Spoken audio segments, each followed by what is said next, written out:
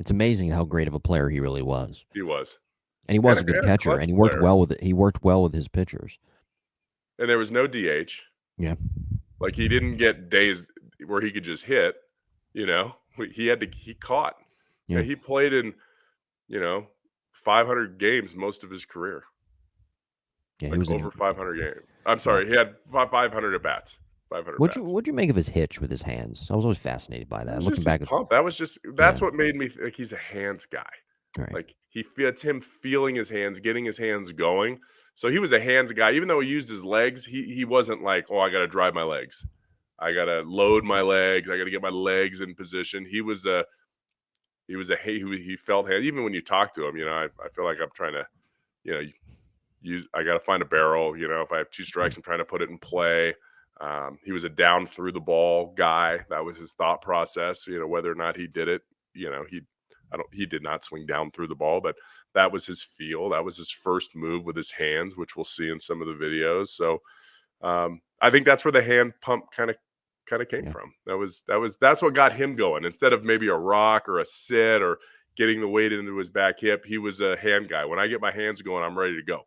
Right. That's my load. And we're gonna see it on video today, but when you watched him hit in real time, you saw a guy who just looked kind of stiff. And the Yeah. reason that the hands stuck out and his hand pump stuck out, in my opinion, was because he looked so stiff. He didn't have a big leg kick. It was a simple stride. It was almost like how Ted Williams used to stride, but it was more stiff.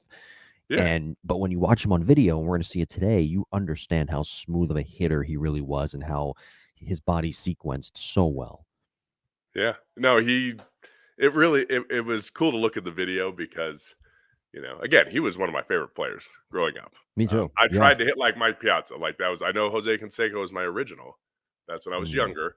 But yeah. Piazza, I remember in high school, I'm going to stand like this and just try to use my hands a little bit more. And I experimented with it.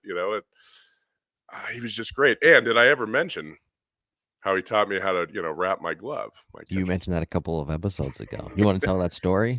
no. Okay. I just wanted to see if you were listening a couple episodes ago. I And remember he had the everything. filthiest mustache ever for years. He had a porn stash. It was pretty disgusting and awesome. Yeah, I know.